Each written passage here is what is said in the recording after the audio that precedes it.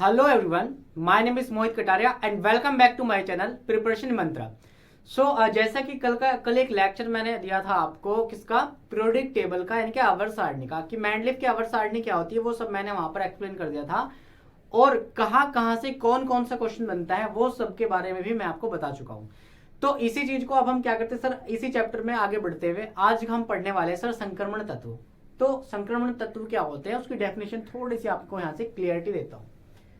संक्रमण तत्व की आज हम बात करते हैं सर, संक्रमण तत्व क्या होता है। तो ध्यान रखना, कई लोगों की जो डेफिनेशन है ना वो क्या होती है, वो अधूरी होती है ना संक्रमण तत्व। अब संक्रमण तत्व क्या होते हैं, आप कहते हो सर संक्रमण तत्व वो तत्व होते हैं जो क्या करते हैं, अपनी डी ऑर्बिटल्स के अंदर है ना, जो अंतिम डी ऑर्बिटल्स है उसमें अयुग्मित इलेक्ट्रॉन अगर पाया जाता है तो उसको हम कह सकते हैं सर संक्रमण तत्व। ठीक है, तो संक्रमण तत्व क्या होता है कि वे तत्व, आप क्या लिखोगे सर, वे तत्व जिनके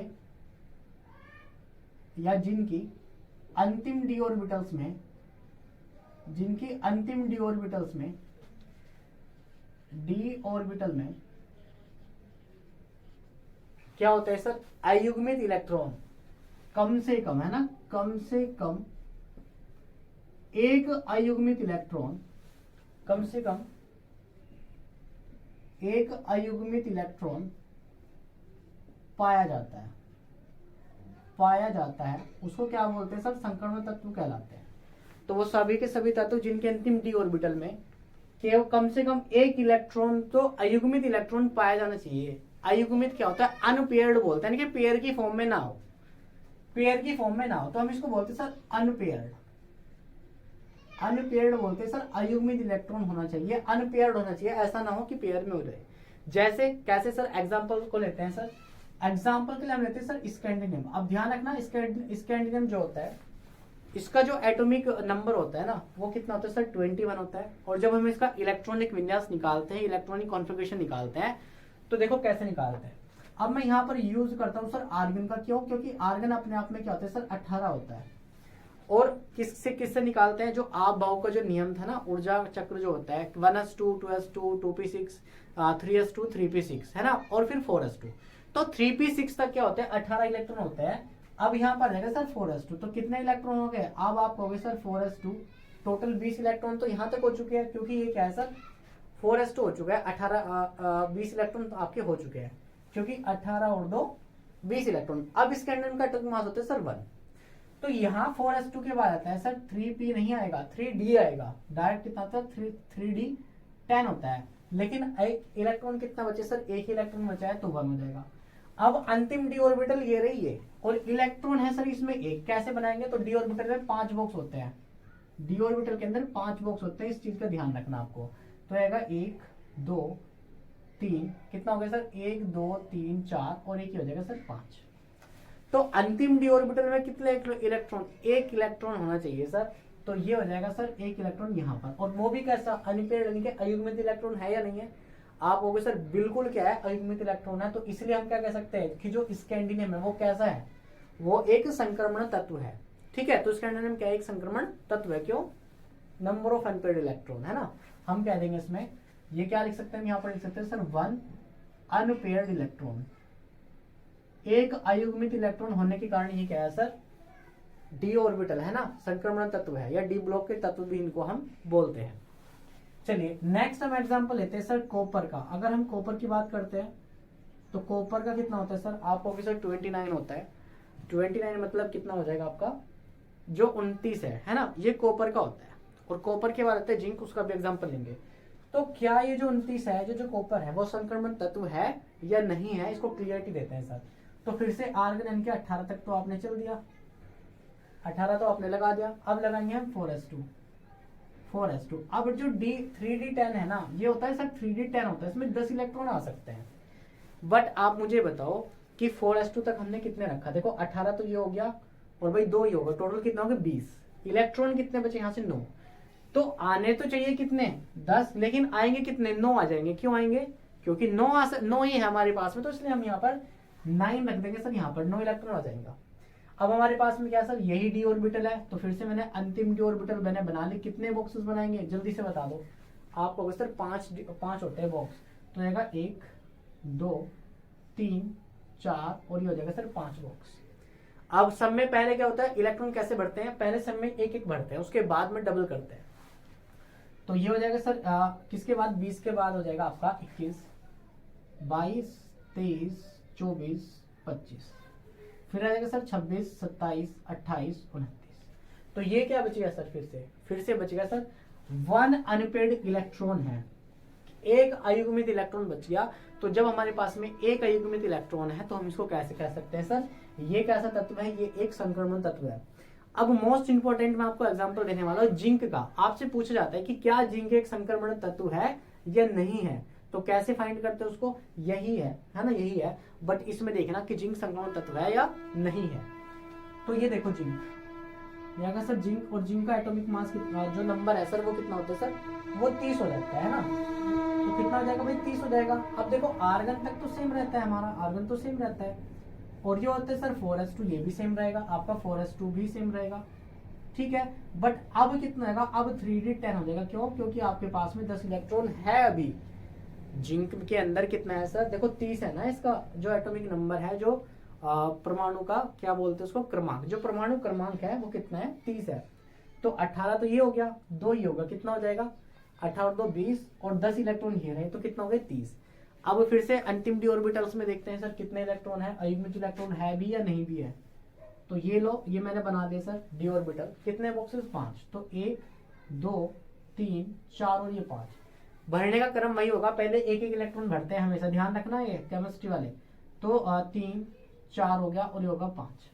फिर क्या करेंगे, 5 इलेक्ट्रॉन होना है, तो 6 7 8 9 और ये 10। तो क्या यहाँ पर कोई अनपेड इलेक्ट्रॉन है, क्या यहाँ पर कोई अयुग्मित इलेक्ट्रॉन है, आप कहोगे नो सर, यहाँ पर कोई भी अयुग्मित इलेक्ट्रॉन नहीं है। तो क्या ये संक्रमण तत्व है, जल्दी से बता दीजिए। देखो ये 2 एग्जाम्पल दिए, ये तो संक्रमण तत्व है, लेकिन ये जो है ना, ये संक्रमण तत्व नहीं है भाई। हाँ, डी ब्लॉक का एलिमेंट कह सकते हो सर, डी ब्लॉक का तत्व है, बट संक्रमण तत्व नहीं है।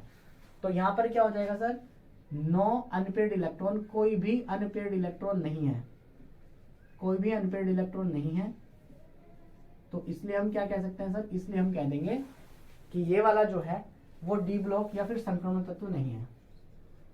संक्रमण तत्व, संक्रमण तत्व क्या हो जाएगा सर, नहीं है, ये नहीं है। ऊपर के जो 2 है वो संक्रमण तत्व है, ठीक है। तो ये एक छोटा सा टॉपिक था, ट्रांजिशन मेटल भी इनको हम बोलते हैं, है ना। और ये फेमस क्यों होते हैं, अपने आप में क्यों है, क्योंकि ये जो क्या करते हैं ना, अपनी जो संयोजकता होती है, अपनी जो वैलेंसी होती है, उनको चेंज करने के लिए क्या होते हैं सर, फेमस होते हैं।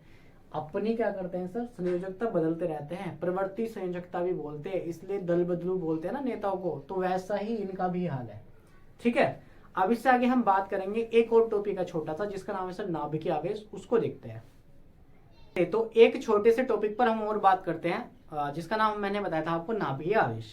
अब नाभिकीय आवेश का क्या यूज है उसको हम देखेंगे सर। तो इसको मैं लिख सकता हूं सर नाभिकीय आवेश। भाई हिंदी को देख लेना थोड़ा सा, हिंदी अब जो है वीक हो चुका है ना। तो नाभिकीय आवेश की हम बात करते हैं, नाभिकीय आवेश। और नाभिकीय आवेश को इंग्लिश में क्या बोलते हैं उसका भी देख लो सर। नाभिकीय आवेश को क्या बोलते हैं, उसको बोलते हैं सर न्यूक्लियर चार्ज। इसको क्या बोलते हैं सर, न्यूक्लियर चार्ज बोल सकते हो आप, है ना। न्यूक्लियर चार्ज होता है आवेश, यानी कि कौन सा आवेश, आप कहोगे सर नाभिकीय आवेश। अब नाभिकीय आवेश में क्या होता है, पहले तो ये बता दो सर, नाभिकीय आवेश की जो डेफिनेशन है वो हम निकालते हैं नाभिकीय बल से। किससे निकालते हैं, नाभिकीय बल से। अब नाभिकीय बल क्या होता है, तो ध्यान रखना कि जो एटम्स होते हैं हमारे पास में, जो परमाणु होता है, अब इस परमाणु के अंदर क्या होता है, आपको पता है कि कुछ ऐसी शेप आपने देखी होगी, इसके बारे में आपने पढ़ा होगा, और ये आपने देख लिया होगा। हम बोलते हैं सर ये जो है ये नाभिक है, यहाँ पर न्यूट्रॉन और प्रोटॉन पाए जाते हैं, जबकि इलेक्ट्रॉन क्या करता है, उस नाभिक के चारों ओर चक्कर लगाता रहता है। ये तो आपने पढ़ा होगा सर। ये क्या है, ये परमाणु है, ये आइटम है, ठीक है। अब इलेक्ट्रॉन चक्कर लगा रहा है, बट ये कैसा, न्यूट्रॉन और प्रोटॉन। देखो न्यूट्रॉन पर तो कोई चार्ज नहीं होता, बट प्रोटॉन पर प्लस चार्ज होता है। अब इस जहां भी देखो, जहां भी दो विचारधाराओं के व्यक्ति मिलते हैं, तो वहां पर अनबन जायज है। और अगर दो सब अलग अलग स्वभाव के व्यक्ति या फिर कोई दोस्त भी है ना, दो अलग अलग दोनों की सोच है, तो एक दूसरे की नहीं बनेगी। तो क्या करेंगे सर, लड़ाई करेंगे। और जब लड़ते हैं तो जिसकी ताकत ज्यादा होती है वो हमेशा जीतता है ना, जिसमें ताकत ज्यादा वो हमेशा जीतता है। तो बिल्कुल ठीक है। अब देखो यहाँ पर क्या होगा, दोनों की लड़ाई होती है सर, इलेक्ट्रॉन की भी और प्रोटॉन की भी। अब इलेक्ट्रॉन क्या करता है, इस प्रोटॉन को अपनी ओर खींचता है, अपनी ओर क्या करता है सर, खींचता है, इसको यहां ले जाने की कोशिश करता है। जबकि जो प्रोटॉन है ये क्या करेगा, ये इलेक्ट्रॉन को अपनी ओर खींचता है कि यार तू आ जा, मैं नहीं जाऊंगा, है ना। लेकिन इलेक्ट्रॉन क्या करता है, अरे यार आजा, मैं भी नहीं आऊंगा, है ना, तू भी आजा, मैं भी नहीं आऊंगा। तो वो वाली बात है। तो क्या करते हैं, एक दूसरे को खींचते रहते हैं। तो इससे एक क्या होता है सर, एक फोर्स पैदा होता है, एक बल पैदा होता है, जिसको हम बोलते हैं उसका नाभिकीय आवेश। क्या बोलते हैं, नाभिकीय आवेश बोलते हैं। जो मतलब फिर बाद में गुस्से गुस्से चलते हैं, थप्पड़ वप्पड़ चलते हैं, वो ऐसा नाभिकीय आवेश किस लिए, इसके है ना, इनके बीच में जो भी अनबन होगी, जो झगड़े में जो भी हथियार अपना यूज करेंगे, वही है आपका नाभिकीय आवेश। तो नाभिकीय आवेश से क्या समझ में आया सर, कि जो नाभिकीय आवेश होता है ये क्या होता है, ये होता है सर इलेक्ट्रॉन और, ठीक है, हम लिख सकते हैं सर इलेक्ट्रॉन और प्रोटॉन के बीच, इलेक्ट्रॉन और प्रोटॉन जो भी होगा हमारे पास में, प्रोटॉन के बीच लगने वाला बल, के बीच लगने वाला आकर्षण बल है, ध्यान रखना, लगने वाला आकर्षण बल, आकर्षण बल क्या कहलाता है सर, आपका नाभिकीय आवेश कहलाता है, न्यूक्लियर फोर्स या न्यूक्लियर चार्ज। नाभिकीय आवेश या नाभिकीय बल कहलाता है, नाभिकीय बल कहलाता है, नाभिकीय बल कहलाता है। और ये जो नाभिकीय बल है इसको कन्वर्ट कर देते हैं सर नाभिकीय आवेश में। क्यों, क्योंकि दोनों के ऊपर आवेश है। आवेश का मतलब हिंदी में अगर समझोगे तो गुस्सा बोलते हैं। ये भी गुस्से में है, ये भी गुस्से में है। जब दोनों गुस्से में है तो एक दूसरे की ताकत लगाएंगे एक दूसरे को हराने के लिए। तो वही काम हो रहा है यहाँ पर। इलेक्ट्रॉन प्रोटॉन क्या करते हैं, एक दूसरे से लड़ाई करते हैं ताकि इनमें से कोई ना कोई एक तो जीत जाए। ठीक है, चलो, तो ये नाभिकीय आवेश। अब देखते हैं सर नाभिकीय आवेश बल कब ज्यादा होगा। तो सिंपल से एक बात समझ में आई, जितने ज्यादा न्यूट्रॉन आपके पास में, जितने ज्यादा इलेक्ट्रॉन और प्रोटॉन होंगे, जो नाभिकीय आवेश होता है, जो नाभिकीय बल होता है, उतना ज्यादा होता है। Simple as that. अब एक एग्जाम्पल के थ्रू समझते हैं, और इम्पोर्टेंट एग्जाम्पल है ये, इम्पोर्टेंट भी, और आपका एग्जाम में 100% से तो कम कह लो, 99% आएगा ही आएगा, है ना। 100% तो नहीं कह सकता, बट हाँ अगर आया तो 100% यहीं से निकलेगा आपका क्वेश्चन। यहाँ से क्वेश्चन अगर आता है तो यहाँ से निकलता है। देखो एक चीज होती है, उसको बोलते हैं सर लिथियम। अब आपको पता है लिथियम में क्या होता है, 3 है, एटॉमिक नंबर कितना है इसका, 3 है। एक होता है सर बेरियम, इसका कितना होता है सर, जो परमाणु क्रमांक है वो 4 है, इसका 3 है। अब इसमें बताओ सर कितने इलेक्ट्रॉन कितने प्रोटॉन, जल्दी से बता दो। तो आप कहोगे सर यहाँ लिथियम के अंदर अगर देखा जाता है तो 3 ही इलेक्ट्रॉन होंगे और 3 ही प्रोटॉन होंगे। जबकि जो बेरिलियम है इसके अंदर क्या है सर, 4 ही इलेक्ट्रॉन और 4 ही प्रोटॉन, 4 ही प्रोटॉन। बताओ नाभिकीय आवेश किसके बीच में ज्यादा लगेगा, किसके बीच में ज्यादा लगेगा। आप कहोगे सर देखो इलेक्ट्रॉन प्रोटॉन 3 है, यहाँ पर 4 है दोनों, तो जितने ज्यादा इलेक्ट्रॉन प्रोटॉन होंगे उतना ही ज्यादा नाभिकीय बल होगा। तो फिर बल किस में लगेगा, तो यहाँ पर जो न्यूक्लियर फोर्स है वो ज्यादा होगा। ऑब्वियसली बात है, आप कह सकते हैं सर कि यहाँ इन दोनों के बीच में लगने वाला जो बल होगा, है ना, दोनों के बीच में जो लगेगा बल वो ज्यादा होगा और यहाँ पर कम हो जाएगा। तो यहाँ पर कम होगा और यहाँ पर क्या होगा सर, ज्यादा हो जाएगा। कौन सा बल, नाभिकीय बल। तो नाभिकीय आवेश भी कम होगा। अब क्या होगा, जब ये तो खींच लेगा, है ना, खींचने की पावर किसकी ज्यादा, बेरिलियम की ज्यादा। तो इलेक्ट्रॉन प्रोटॉन जब ज्यादा खींचता है ना, तो वो एटम जो होता है ना सिकुड़ जाता है। एटम क्या करेगा, सिकुड़ जाएगा।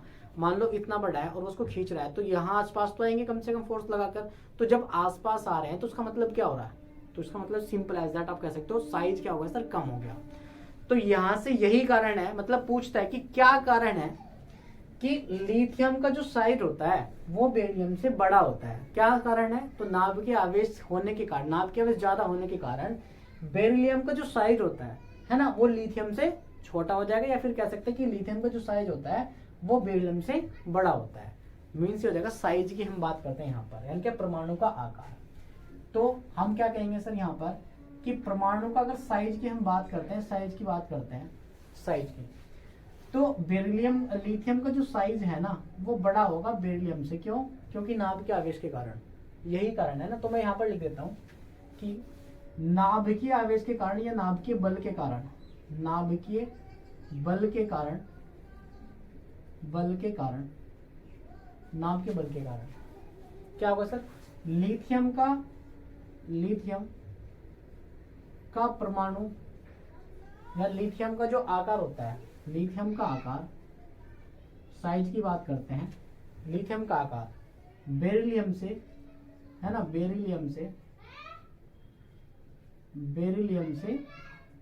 क्या होता है भाई, बेरिलियम से बड़ा होता है, बेरिलियम से बड़ा होता है, बेरिलियम से बड़ा होगा। अब इसी के बेस पर एक क्वेश्चन और है, मैं आपको देता हूं। आपने देखा सर आवर्त सारणी में कहां से कहां जा रहे हैं, आप इधर जा रहे हैं, तो जब आप आवर्त सारणी में क्या चलते हो सर, बाएं से दाएं जाते हो, बाएं से दाएं चलते हो, तो परमाणु का आकार बढ़ेगा या घटेगा, बताओ जल्दी से, परमाणु का आकार बढ़ेगा या फिर घटेगा। तो आप कहोगे सर परमाणु का जो आकार है, जो साइज है वो कम हो जाए, क्यों, आप देखो बेरिलियम है इधर, तो बेरिलियम छोटा हो गया, मतलब ये क्या हो गया सर, बड़ा हो गया। तो इसका मतलब है सर यही तो होगा, इसका कहने का मतलब यही तो है कि जैसे जैसे आप जाओगे वैसे वैसे जो आकार है, जो साइज है वो कम होता चला जाएगा, छोटा तो चला जाता है। पूछता है यही क्वेश्चन कि आवर्त सारणी में अगर आप बाईं ओर चलते हो, दाईं ओर से बाईं ओर जाने पर, ठीक है, तो क्या होता है, तो जैसे ही आप बाएं से दाएं जाओगे तो परमाणु का साइज कम होता चला जाता है। यही लॉजिक था इसका, और यही क्या था सर, यही कारण था कि मैंने पहले आपको ये पढ़ाया। तो एग्जाम्पल देख लेना सर, हम क्या करेंगे, लिथियम होता है, लिथियम, फिर आपका बेरिलियम, फिर आपका होता है बोरॉन, बोरॉन के बाद लगाओ जल्दी से, आप लिखोगे सर बोरॉन के बाद होता है कार्बन, नाइट्रोजन, फिर आपका कितना होता है ऑक्सीजन, और फिर होता है सर आपका फ्लोरीन और नियोन।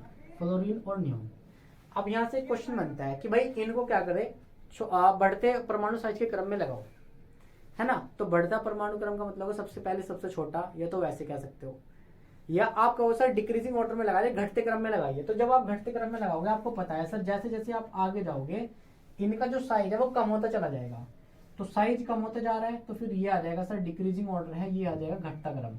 बट फ्लोरीन और नियोन का याद रखना कि फ्लोरीन का जो साइज है वो ज्यादा बड़ा होगा और नियोन का जो साइज है वो छोटा होता है इनसे। अब ऐसा क्यों हुआ, क्योंकि आपको पता है कि नियोन जो है एक्रिय गैस तत्व है, तो इसकी पावर ज्यादा होगी, तो साइज क्या हो जाएगा सर, छोटा होगा, लेकिन फ्लोरीन से क्या हो जाएगा सर, फ्लोरीन ज्यादा छोटा होगा इससे भी, है ना।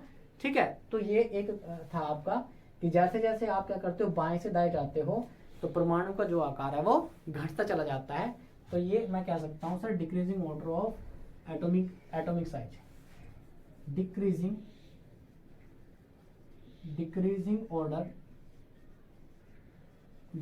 ऑर्डर है ऑफ एटॉमिक साइज, परमाणु का जो आकार है उसका घटता क्रम।